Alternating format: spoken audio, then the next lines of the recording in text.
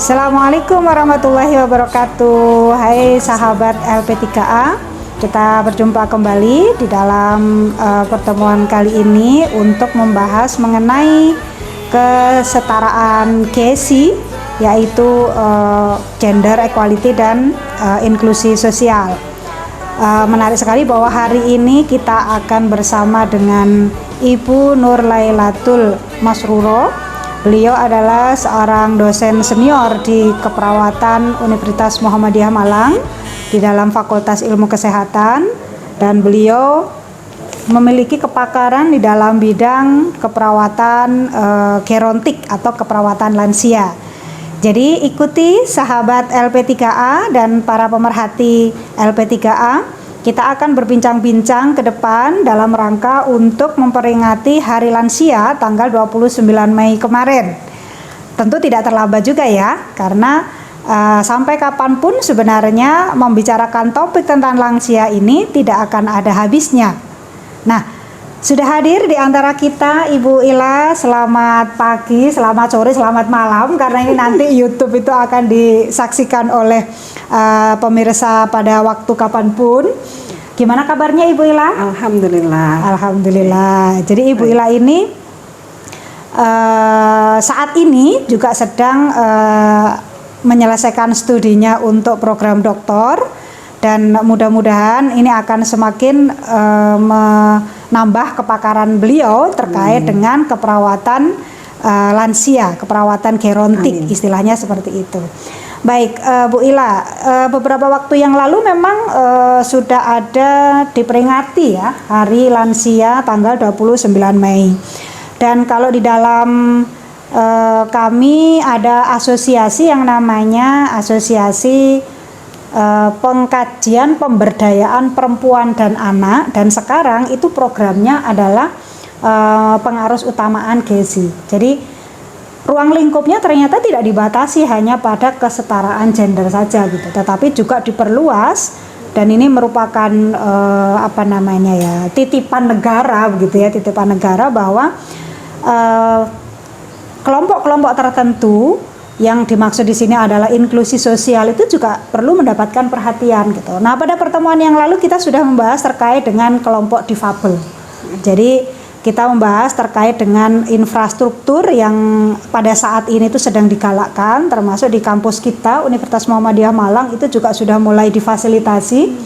Nah, sekarang yang belum kita bicarakan adalah yang terkait dengan lansia.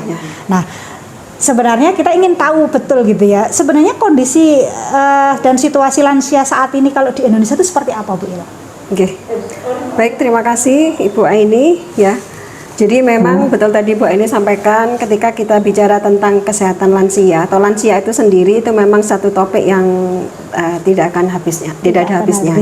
Jadi karena memang menarik sekali, karena memang gambarannya secara global ini, kita ngomong secara global dulu. Secara global itu memang sedang terjadi kenaikan populasi lansia, dan itu bukan hanya di Indonesia tapi juga di seluruh dunia. Dan ini semua tentu saja seiring dengan perbaikan fasilitas kesehatan, kemudian semakin meningkatnya kesadaran akan kesehatan. Makanya kenapa terkait dengan usia harapan hidup yang semakin meningkat, dan ini menjadi fenomena global. Nah, memang ini merupakan indikator yang baik ya. Seharusnya ini merupakan indikator yang baik. Nah, tetapi tetapinya nih ya.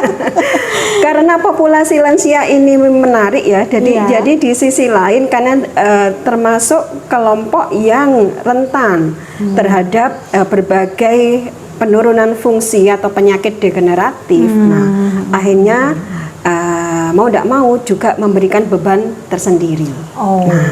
Nah, di Indonesia sendiri, kalau saya mengutip data dari BPS, Badan Pusat Statistik yang tahun 2021 nih, jadi populasi lansia di Indonesia itu sudah lebih dari 10% atau 10,8%. Harusnya bagaimana itu, Bu? Nah, ini setara dengan 29 juta lebih.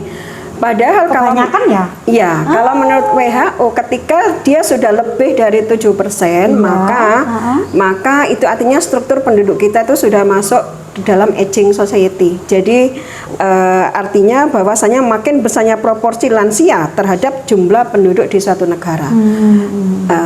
angka tingkat ketergantungannya yang tinggi. Jadi karena mereka kan masuk dalam kelompok yang non produktif, dimasukkan dalam kategori non produktif. Sehingga itulah kenapa jika tidak disikapi dengan baik, terutama permasalahan-permasalahan terkait dengan kesehatan, maka itu juga bisa membebani ekonomi suatu negara. Oh, gitu ya Bu. Gitu. Nah, di Indonesia sendiri angka persentase tertinggi itu ada di daerah istimewa Yogyakarta, itu mencapai 15%. Oh, gitu. Ranking berikutnya Jawa Timur dan Jawa Tengah. Begitu. Jadi selalu di Jawa ini ya? Di Jawa, di Jawa Timur, Jawa Tengah itu sekitar 14%. Itu jadi kita juga sudah masuk di dalam aging society provinsi kita, begitu. Oke, Bu Ila. Tadi kan Bu Ila bilang bahwa dengan persentase yang tinggi seperti itu menyebabkan gitu ya, bahwa produktivitas itu berarti kan rendah ya, karena mereka-mereka ini termasuk tergolong yang kelompok belum atau tidak produktif gitu ya. Kalau kita berkaca dari Singapura itu Bu Ila ya, ada yang menarik bahwa mereka itu, para kelompok lansia itu tetap bekerja gitu ya, tetap bekerja di sektor-sektor yang mungkin dalam tanda kutip itu ringan ya, tidak memerlukan mungkin harus teknologi yang tinggi, misalnya sebagai pelayan di restoran dan sebagainya begitu. Sehingga apakah ini juga termasuk bagian dari upaya untuk tetap mengembalikan mereka sebagai kelompok yang produktif, atau mungkin ada maksud lain ya Bu Ila ya? Baik, betul sekali Bu, ini apa yang jenengan sampaikan ya. Jadi kita juga menyaksikan sendiri ya. Saya juga pernah lihat di Bandara Changi ya, Singapura. Sekali kan jadi walaupun untuk tugas-tugas yang ringan ya, ngelap-ngelap kemudian mengumpulkan troli dari para pengunjung bandara. Nah, saya sempat melihat dengan detail, mengamati perilaku mereka ya. Ada yang dia sebenarnya sudah ada gejala Parkinson, hampir gemeter gitu, tapi masih kayaknya ada juga gejala sisa dari stroke juga, tapi mereka masih tetap bisa melakukan aktivitas. Nah, ini gimana ini sebenarnya? Dan itu juga misalnya kalau menurut budaya kita nih ya Bu Ila ya, jadi ini kok orang tua dipekerjakan sih gitu ya. Nah, ini gimana nih Bu Ila? Menurut cara pandang keilmuan yang seharusnya itu bagaimana tuh? Betul sekali. Memang kalau saya review beberapa jurnal, memang faktor budaya itu juga pengaruhnya sangat besar, Bu Ani. Jadi memang kalau gampangnya timur sama barat ya, kita kalau ngomongnya budaya itu di barat atau beberapa negara yang mengklaim modern lah modern, itu memang budaya keterikatan ya antara lansia dengan keluarganya atau dengan generasi bawahnya, dengan anak-anaknya, cucunya, itu mereka secara umum sudah terputus. Ketika anak sudah mandiri, bahkan kalau di barat 17 tahun ya, sudah hidup terpisah dengan orang tua.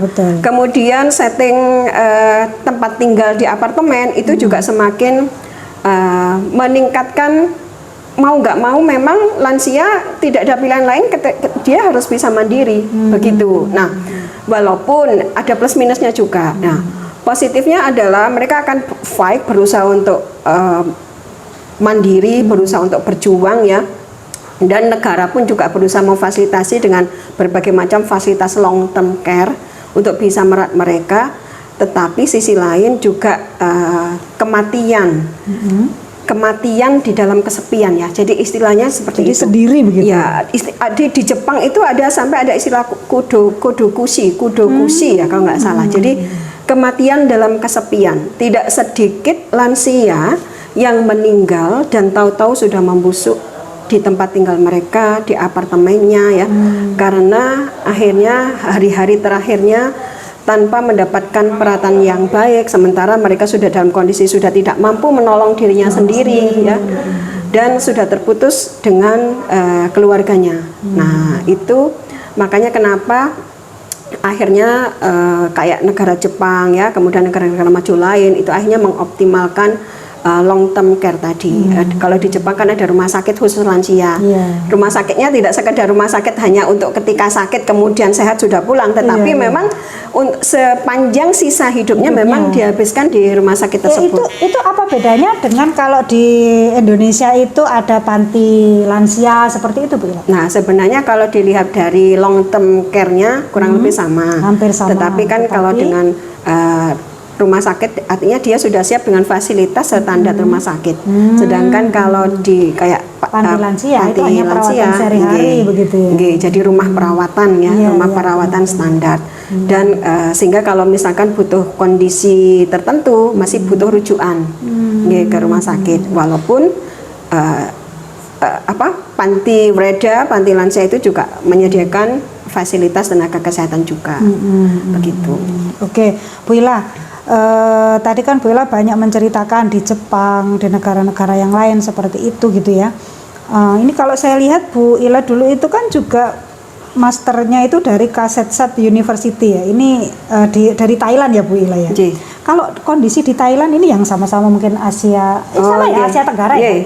Asia Tenggara gimana Bu Ila? Kalau di sana gitu. Baik, Bu ini jadi alhamdulillah waktu saya ngambil kebetulan S2 saya di Kasetsat University itu spesifikasinya adalah community health nursing, family and community health nursing. Nah, otomatis karena untuk community termasuk di dalamnya agregat lansia itu juga masuk.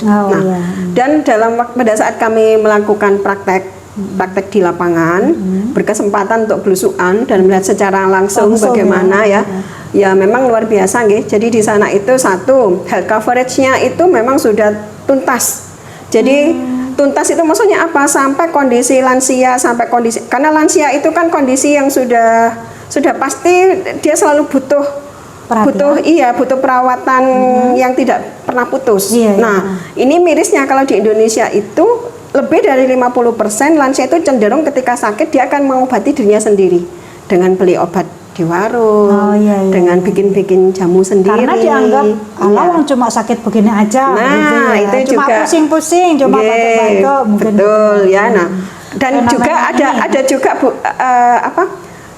biasa, ya neriman ya. Gitu ya. Orang tua itu biasa kayak gini, penyakitnya orang tua.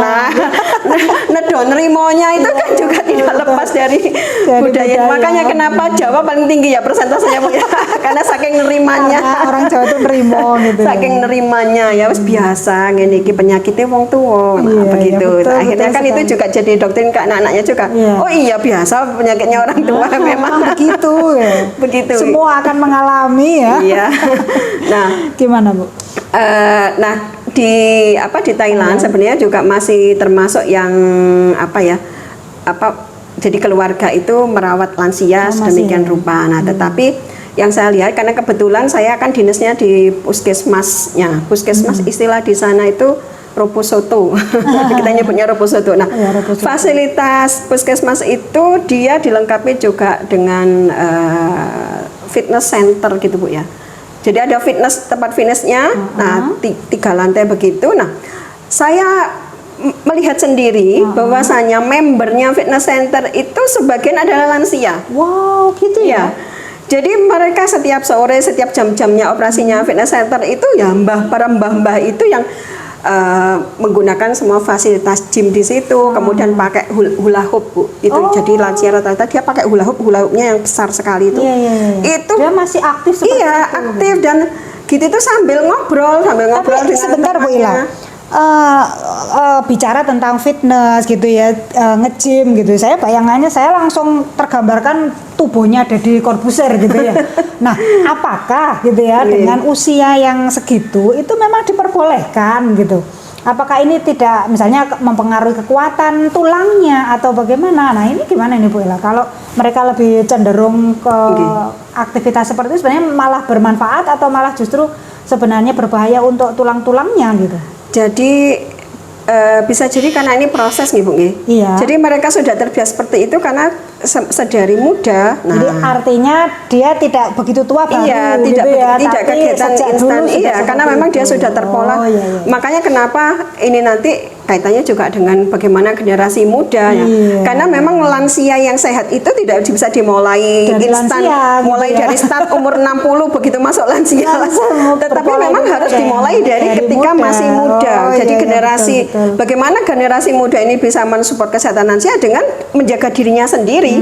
Ketika dirinya lifestyle-nya sehat, maka nanti ketika lansianya dia juga akan menjadi lansia yang sehat, smart ya, sehat, aktif dan produktif. Nah, itu jadi memang proses yang harus dimulai dari ketika masa muda. Makanya di sana itu Padahal ketika saya tanya Bu, jadi ketika kita melakukan pengkajian komunitas door to door, saya masuk dari rumah ke rumah, saya tanya, saya itu heran, umur 90 tahun, bahkan ada yang sampai 100, tinggal sendirian di rumah, dan kebetulan di Provinsi Nonthaburi, waktu itu saya semacam KKN-nya ya di Provinsi Nonthaburi itu, tipikal rumahnya kan kayak panggung gitu Bu ya, nah kayak panggung gitu, dan mereka naik turun itu dengan mudahnya, dengan lincahnya, nyantai aja, bersih-bersih seluruh area rumah apa sendiri.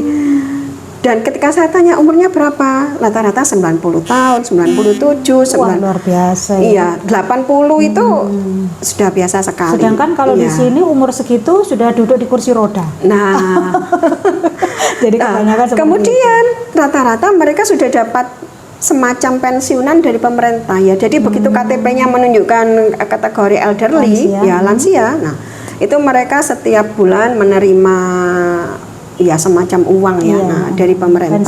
Pensiunan. Walaupun mereka bukan pegawai negeri, walaupun bukan karyawan apa ya. Semua ya. Ya, itu mereka sudah mendapatkan fasilitas seperti itu, termasuk jaminan kesehatan untuk lansianya, itu juga termasuk di situ.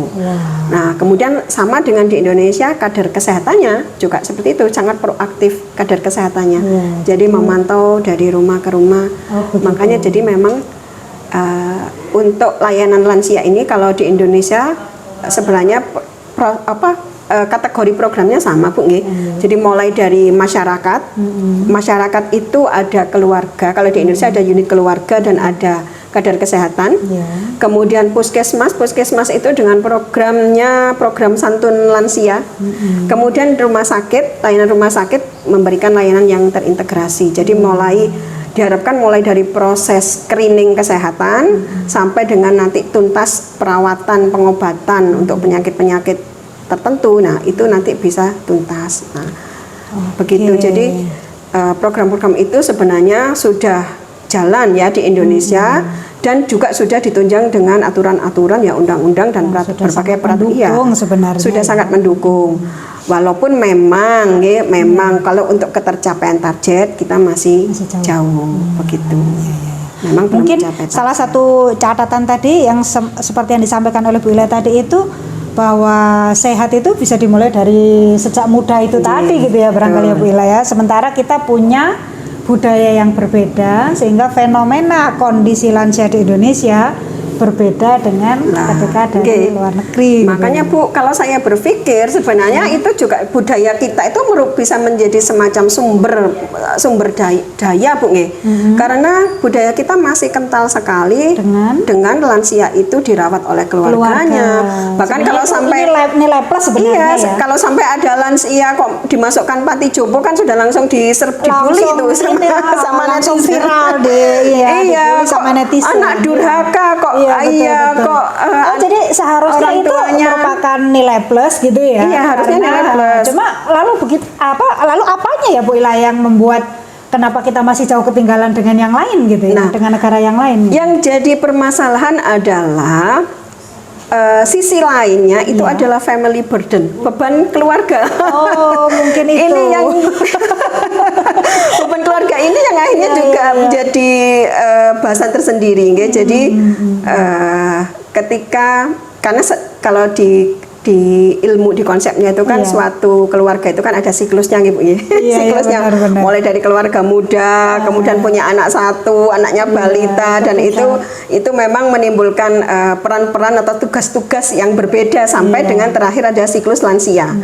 Nah, ketika di siklus lansia ini memang butuh perhatian, butuh strategi tersendiri.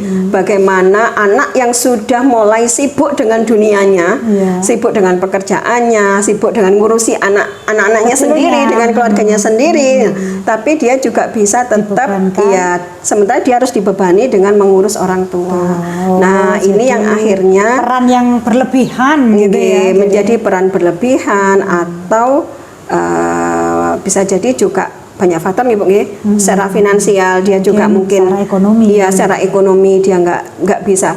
Walaupun mungkin sekedar ketempatan ya, tetapi akhirnya sekedar sekedar ya, sekedarnya ini tidak bisa optimal, tidak bisa memberikan kualitas terbaik ya. Begitu. Berarti kalau dihitung-hitung memang masih banyak ya PR kita ya Bu Ila ya dalam rangka untuk bisa meningkatkan kualitas lansia gitu ya. Meskipun ada nilai-nilai plus bahwa rata-rata kita itu memang extended family ya, jadi keluarga besar gitu. Namun ketika apa namanya istilahnya kepala keluarga atau siapa Bu istilahnya Bu ya, jadi yang berperan penting di dalam keluarga itu ternyata dia juga masih punya anak kecil, kemudian dia juga harus dibebani dengan orang tua, ini dia tidak bisa membagi peran dengan baik. Barangkali kuncinya di sana gitu.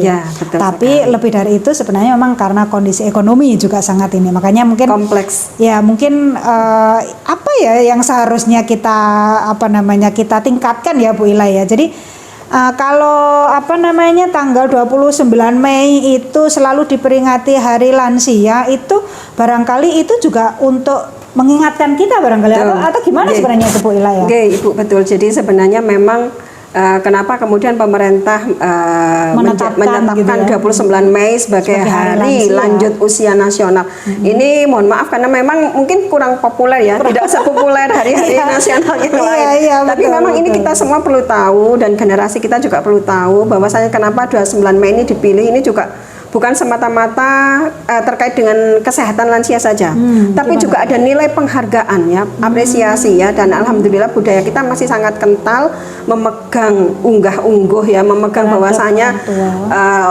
orang tua itu harus dihormati, harus diperlakukan sedemikian rupa ya. Kemudian orang tua itu doa-doanya itu membawa keberkahan untuk kita semua ya. Ini kalau orang Indonesia itu kan memang religinya kan tinggi gitu ya, jadi nggak berani kan kualat sama orang masuk modal ya.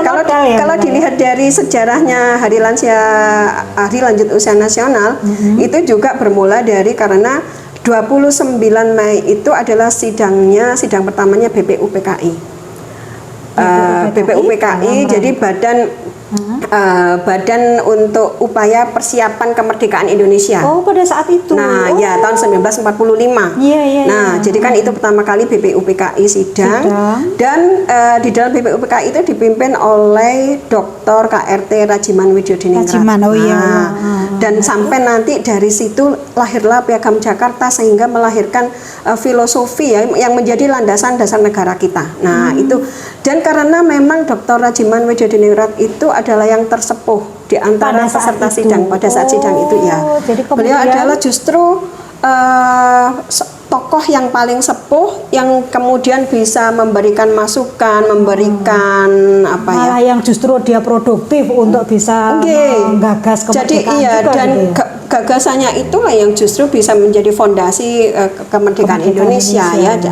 Itu makanya kenapa pada saat era Presiden Soeharto tahun 1966 itu kemudian momen itu ditetapkan sebagai Hari Lanjut Usia Nasional, sehingga harapannya bahwasanya lansia itu tidak semata-mata kita lihat secara manusia yang butuh dijaga kesehatannya ya, tetapi bagaimana dengan dia memasuki tahap lansia itu dia tetap bisa tidak hanya sehat tapi juga aktif dan produktif itu, atau disingkat SMART itu. Saya pun sebenarnya juga baru tahu ini sejarahnya seperti ini, jadi nggak nyangka juga gitu ya bahwa Hari Lansia itu bukan hanya sekedar untuk mengingat begitu saja, tapi ternyata memberikan penghargaan penuh gitu ya, bahwa lansia itu seharusnya memang ya smart, produktif, aktif itu tadi ya Bu Ila. Jadi karena bagaimanapun juga apa yang kita raih saat ini tidak lepas dari jasa-jasa mereka ini, yang sesepuh kita gitu. Sehingga harusnya mereka itu nantinya bagaimana akhir hayatnya itu tetap bermartabat. Nah, itu Bu nanti yang yang ingin dicapai itu. Jadi jangan sampai terjadi seperti fenomena-fenomena di beberapa negara maju yang dalam tanda kutip kelihatannya modern ya Bu ya. Nah, tapi tadi itu ya budayanya yang seperti itu memang kurangnya bonding antara orang tua dengan anak, sehingga cenderung anak meninggalkan orang tua atau putus hubungan dengan orang tua tinggal seorang diri, tinggal di apartemen, sehingga sampai mati membusuk, dan itu sampai beberapa hari bahkan bulan ya tidak ketahuan. Nah, itu banyak sekali terjadi di negara-negara maju. Sebenarnya kita bersyukur memang ya tinggal di Indonesia dengan budaya seperti ini, tinggal bagaimana kita memanfaatkan gitu ya potensi-potensi yang ada sehingga bisa benar-benar kita bisa memfasilitasi lansia itu untuk menjadi smart itu tadi. Bu Ila, ini sekarang pertanyaannya lebih mendalam lagi nih ya. Kadang-kadang barangkali kita sendiri juga nggak ngerti ya gimana sih sebenarnya harusnya kalau merawat lansia itu gitu. Apa hal-hal spesifik yang seharusnya dilakukan gitu ya. Kadang-kadang contoh nih ya, contoh yang kecil saja gitu. Kadang-kadang kita mungkin ketemu dengan lansia yang pendengarannya sudah kurang bagus gitu ya. Lalu saya pernah lihat gitu ya. Jadi ini keluarganya kalau ngomong malah teriak-teriak seperti itu gitu ya. Atau sebenarnya bagaimana gitu supaya benar-benar kita itu bisa membantu mereka sesepuh kita gitu ya. Supaya kembali dalam kondisi apa tadi smart itu tadi. Gimana Bu Ila? Baik, jadi Ibu kalau secara konsep nih Bu dukungan itu kan ada 4 nih Bu Oh, ada 4. Apa saja jadi ini, mulai dukungan emosional, dukungan emosional itu bentuk konkretnya ya. Kita tetap berusaha untuk menemani. Lansia itu paling suka kalau diajak ngomong tentang betul sekali. masa lalu. Cerita itu ada yang mendengarkan. Nah, jadi kan punya masalah dengan memori jangka pendek. Tapi subhanallah kalau memori jangka panjang ya. Itu ingat terus. Wah, iya, dan itu justru salah satu cara untuk merawat supaya kognitifnya tidak semakin turun. Ini gitu ya. Jadi kalau pas diceritain lagi diajak cerita ya sama lansia tentang masa lalu jangan ditinggal gitu ya. Itu termasuk salah satu terapi Bu, ada terapi. Termasuk terapi ya. Jadi mengenang masa lalu. Kalau perlu dibukakan. Sebenarnya dia hanya butuh pendengar aja gitu ya. Memorabilia masa lalu, foto-foto masa lalu atau benda-benda dari masa lalu. Itu malah bagus untuk membantu kognitifnya gitu untuk ya. merawat memorinya gitu. Jadi dan itu juga teman-teman termasuk dukungan emosional kan.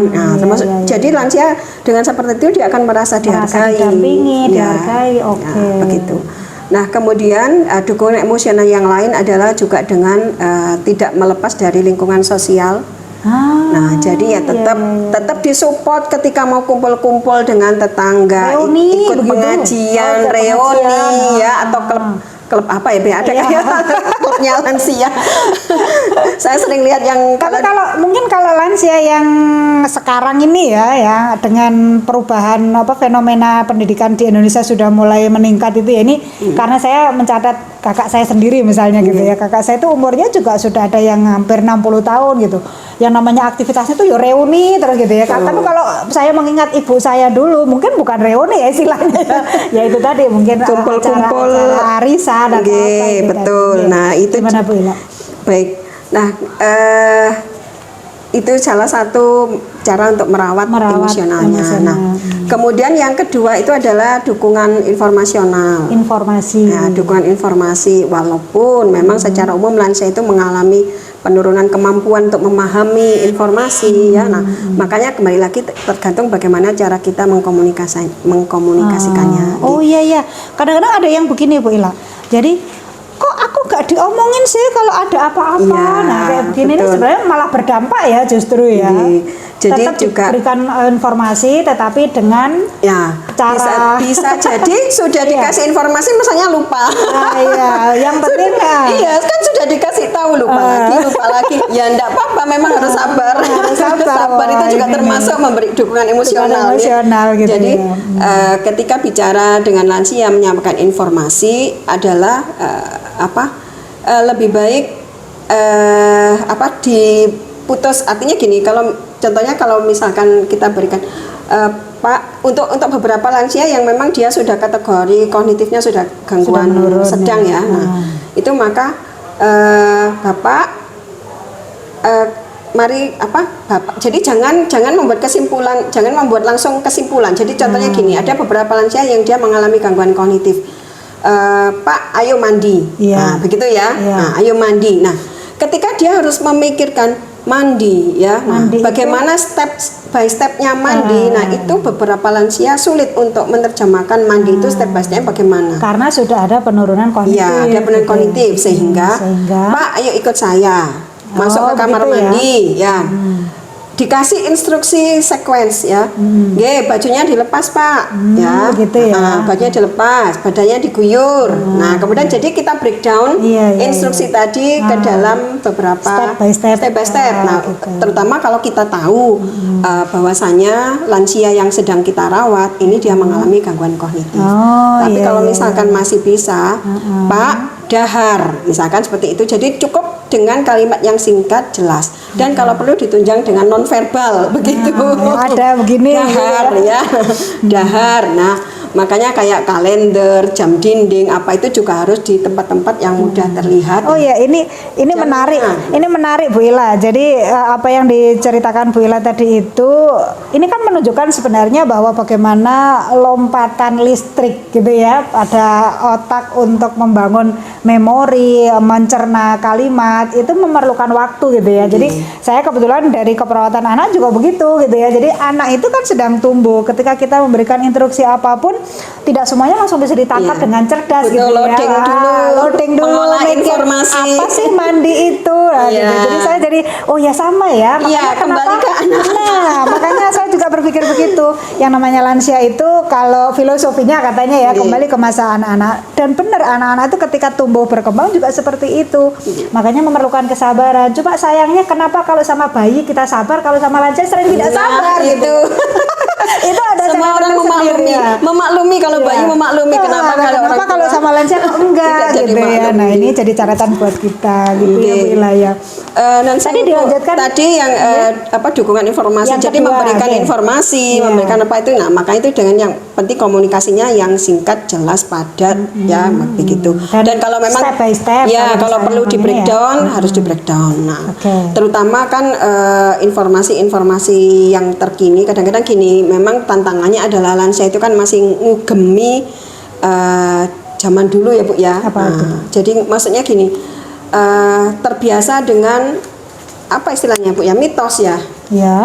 Kalau misal kalau ini gak boleh, ini gak ilok istilahnya gitu ya. Jadi artinya ketika dia merasa kayak contohnya kalau orang dengan luka atau habis operasi tidak boleh makan jadi ikan pada umumnya kalau lansia itu masih terbawa mitos gitu ya. Jadi meluruskan informasi itu memang tidak mudah. Tidak mudah, betul. Karena sudah diugemi itu sudah diugemi puluhan tahun itu informasinya. Rata-rata lansia kita kan begitu gitu ya. Ini tantangannya sehingga memang harus diulang lagi dan itu menjadi satu tantangan tersendiri untuk yang dukungan informasional. Nah, kemudian yang lainnya adalah dukungan instrumental ya. Jadi kita memfasilitasi ya. Sekarang ini untuk posyandu lansia itu sudah sangat menjamur ya. Jadi hampir rata-rata kecamatan di Banongan puskesmas ini di Indonesia nih Bu Ila ya? Di Indonesia pasti memiliki posyandu lansia. Walaupun kalau dilihat rasionya memang masih kurang Bu. Rasio ketercapaiannya memang masih kurang. Dan itu yang memang selama ini sering menjadi salah informasi atau juga kurangnya dukungan dari keluarga. Saya sempat melakukan wawancara terhadap kader kesehatan ya, dan mereka rata-rata memang angka kunjungan lansia ke posyandu lansia itu rata-rata hanya 50%. Apa ini? Karena rata-rata permasalahannya adalah di kurangnya keluarga memfasilitasi. Jadi karena nggak ada yang nganter. Jadi karena nggak ada yang nganter ke posyandunya atau tidak tahu informasi bahwa ada posyandu lansia, atau ada tahu informasi tapi itu informasi yang salah. Jadi contohnya dianggap posyandu lansia itu adalah tempat berobat. Nah, saya merasa nggak sakit, ini buat apa ke posyandu lansia? Padahal di posyandu lansia itulah memang dilakukan screening kesehatan tadi, bagian dari perawatan terintegrasi kan. Jadi mencegah ya kalau misalnya ternyata setelah dikaji dideteksi ternyata tidak ada apa-apa ya berarti jalan biasa. Termasuk juga tantangan bagi caregiver, keluarga yang merawat lansia ini juga adalah karena lansia itu kan memang rawan penyakit degeneratif ya. Jadi kalau di Indonesia sendiri angka tertingginya itu adalah hipertensi. Ranking 2-nya DM, kemudian stroke ya. Masih double burden Bu sebenarnya. Jadi 10 penyakit tertinggi untuk lansia itu masih kombinasi antara non communicable disease dengan communicable disease. Jadi ada diare juga, ada ISPA, ada pneumonia juga. Tapi ranking atasnya adalah hipertensi, DM sama stroke. Nah, penyakit-penyakit seperti ini adalah penyakit-penyakit yang dia butuh monitoring ketat, kemudian kontinuitas ya, rutinitas dalam mengkonsumsi obat, dan obatnya kan sudah seumur hidup untuk maintenance. Gitu ya. Jadi seperti hipertensi sekalipun tidak menunggu harus di atas 140, baru diobatin, iya. Gitu. Jadi dia harus memang seumur hidupnya minum amlodipin ya, seumur hidupnya atau kaptopril ya, itu harus setiap hari rutin dalam rangka untuk maintenance supaya tekanan darahnya ini tetap stabil. Nah, maintenance inilah yang seringkali juga menjadi permasalahan. Jadi banyak keluarga yang tidak mendukung sehingga lansia kan bisa jadi lupa, bisa jadi bosan, ya, lupa, nggak ada yang mengingatkan, keluarga tidak mengingatkan. Kemudian obatnya satu kan biasanya kalau di puskesmas itu paket nih Bu, paket satu nanti minggu gitu ya? 1 minggu atau 2 minggu habis, harusnya ngambil lagi, waktunya ngambil lagi, nggak ada yang ngambil, keluarga nggak sempat karena sibuk bekerja. Nah, ini juga permasalahan-permasalahan yang sering muncul terkait dengan dukungan instrumental tadi. Nah, kemudian yang terakhir itu dukungan finansial. Nah, ini dia. Masalahnya lansia itu tidak semua punya pensiunan, guys. Tapi mungkin apakah terbantu ya dengan BPJS gitu ya? Nah, persoalannya mungkin bayarnya yang tiap bulan. Iya sih Bu, ada BPJS, tapi juga BPJS juga punya keterbatasan juga sih kalau untuk yang maintenance seperti itu. Tapi kalau misalkan seandainya mau memanfaatkan tadi posyandu, jalur posyandu, puskesmas, itu sebenarnya sudah bisa terfasilitasi, ya, untuk maintenance-nya ya. Nah, dan ini juga merupakan kegiatan preventif, upaya preventif supaya nanti tidak jatuh dalam situasi yang lebih buruk sehingga butuh perawatan yang lama di rumah sakit. Nah, juga mengurangi seperti itu. Oke, ini jadi memang luar biasa sekali ya, bahwa butuh perhatian secara khusus gitu ya. Jadi dan ini nggak bisa nggak bisa disambi ya Bu Ila ya? Atau gimana sebenarnya ini? Karena kalau fenomena keluarga extended family gitu ya, yang dimana di sana juga ada anak kecil gitu ya, maka biasanya keluarga fokus pada anak kecil, sementara lansianya ya, kecuali kalau finansialnya tinggi itu tadi ya, bisa membeli pendamping gitu ya. Ini barangkali yang memang harus ada dukungan. Oke Bu Ila, kalau begitu gitu ya Bu Ila ya, kalau begitu mungkin dari Bu Ila selaku pakar dalam bidang keperawatan lansia ini, ada nggak sih saran-saran khusus gitu Bu Ila yang supaya dalam situasi yang memang serba terbatas gitu ya, tetapi tetap bisa kita mengoptimalkan lansia supaya menjadi smart itu tadi. Ini season terakhir ini Bu. Kalau yang pertama khususnya untuk yang generasi muda nih. Nah, generasi muda ini harus gimana nih Bu Ila? Ini harus menjaga kesehatan, menjaga lifestyle ya. Ini maksudnya generasi muda yang nantinya akan tua. Calon, karena kita semua ini kan calon lansia. Calon lansia ya, betul. Kita semuanya adalah calon lansia. Jadi kunci successful aging itu tidak bisa instan. Jadi dia harus dimulai dari masa muda. Masa muda. Itu. Jadi supaya nanti kita bisa mencapai lansia yang smart tadi memang harus dimulai dari usia muda. Oke. Kemudian berikutnya, ketika posisi kita adalah sebagai caregiver atau bagian dari masyarakat ya, yang alhamdulillah dapat berkah untuk merawat orang tua ya. Nah, ini nomor satu adalah memang penguatan ketahanan diri. Nah, ini family resilience Bu. Iya. Kuncinya di family resilience nih. Jadi ketika ketahanan diri kita itu memang sudah kita bangun baik, bahwasanya orang tua itu adalah bagian dari sosok penting, tokoh penting di mana kita itu butuhkan doanya, keberkahannya ya, insya Allah. Yang sebenarnya membentuk kita sampai sekarang. Itu yang membuat kita tangguh, kita kuat ya. Jadi walaupun misalkan ada kesulitan ekonomi sekalipun ya, kalau anak-anak yang solihah itu kan akan berusaha memberikan yang terbaik untuk orang tuanya. Jadi nggak ada alasan lagi gitu ya. Nggak ada alasan ya. Jadi ingat seperti ceritanya Uwais Al-Qarni kan seperti itu. Gimana? Karena dia memuliakan ibunya ya. Uwais Al-Qarni itu tidak populer di dunia. tetapi dia populer di akhirat ya, populer di karena apa? Ternyata kuncinya adalah karena dia sangat memuliakan orang tuanya. Itu yang di kemana-mana digendong ya, itu betul ya. Nah, makanya jadi sampai disuruh lihat itu ya, itu zamannya Nabi siapa Bu? Nabi Musa atau Nabi siapa gitu ya. Jadi kenapa dia kok menjadi ini penghuni surga gitu kan ya? Coba saya kepengen lihat kesehariannya bagaimana. Oh ternyata seperti ternyata amalannya seperti itu. Nah, ketika setiap orang itu memegang seperti itu, maka sebenarnya tidak ada keluhan. Harusnya Ibu ya, tidak ada keluhan ya. Karena ini bagian dari kewajiban saya. Toh nanti siklus akan terus berputar. Saya pun nanti akan tua dan saya akan dirawat anak-anak saya. Juga. Nah, jadi akan menjadi catatan buat anak-anak kita ya. Bagaimana kita memperlakukan orang tua, nanti kita pun akan diperlakukan seperti itu oleh anak-anak kita. Gitu. Dan saya pribadi termasuk yang sangat percaya bahwasanya balasan untuk kebaikan kita pada orang tua itu tidak nunggu di akhirat ya. Tapi di dunia pun kita sudah bisa betul. Kita sudah bisa panen. Setuju sekali nih Bu Ila. Jadi yang kedua, jadi itu untuk menguatkan. Ketika itu sudah kuat, maka ya sudah, maka otomatis kita akan berusaha memberikan yang terbaik ya. Waktu bagaimana dietnya, daharnya ya, bagaimana kalau di bahasanya perawat itu activity daily living ya Bu. Kebutuhan sehari-harinya mulai makan, aktivitas tidur, mandi. Sebenarnya kuncinya pemenuhan kebutuhan lansia itu ya hanya di ADR itu sih sebenarnya. Daharnya kita jaga dengan baik ya, tidurnya juga bagaimana kita pantau. Nah, kemudian yang lain-lainnya yaitu monitoring kesehatan itu. Monitoring kesehatan pun seandainya kita bisa bekerja sama dengan masyarakat dengan baik, memanfaatkan fasilitas posyandu misalkan ya. Itu juga sebenarnya tidak berat ya. Oh iya, jadwalnya juga cuma sebulan sekali sebenarnya. Meluangkan waktu sebulan sekali saya kira juga bukan hal yang berat. Iya, berat gitu. Apalagi kalau kita mau lebih kreatif lagi Bu, ini sekarang ini kan kayak alat-alat pantau ya, tensi digital, kayak gitu kan mudah sekali ya.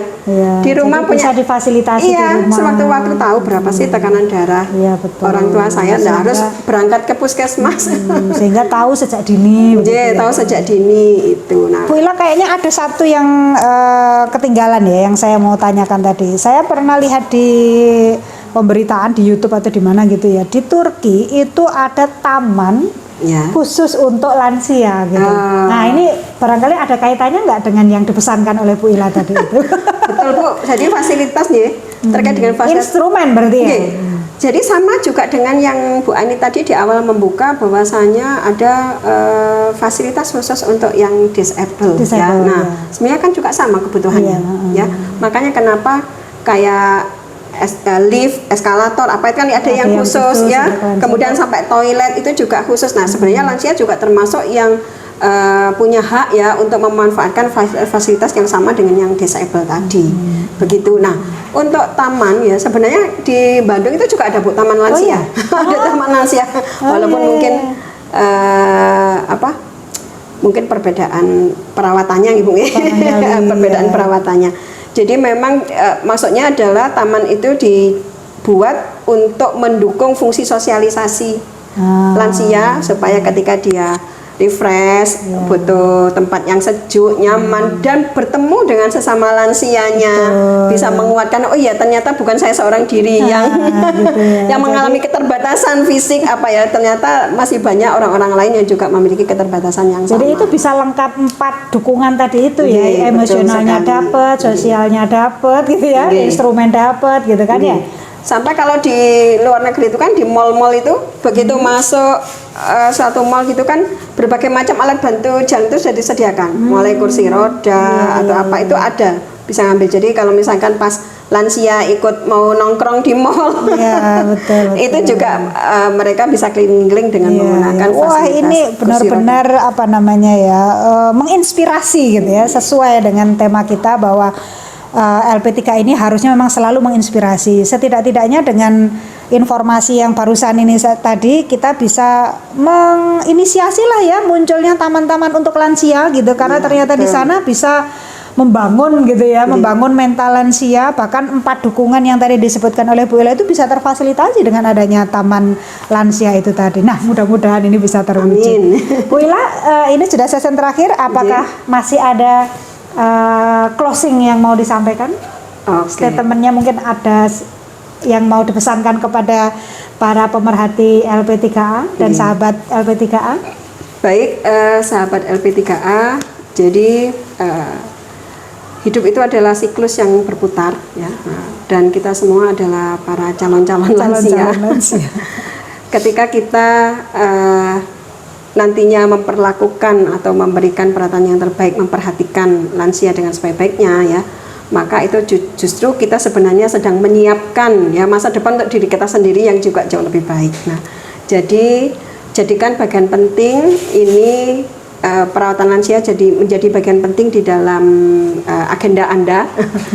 Diberikan perhatian yang baik, nah, sehingga nanti ini juga akan mewujudkan lansia smart ya, lansia yang sehat, aktif dan produktif untuk diri kita dan juga untuk lansia-lansia yang lain.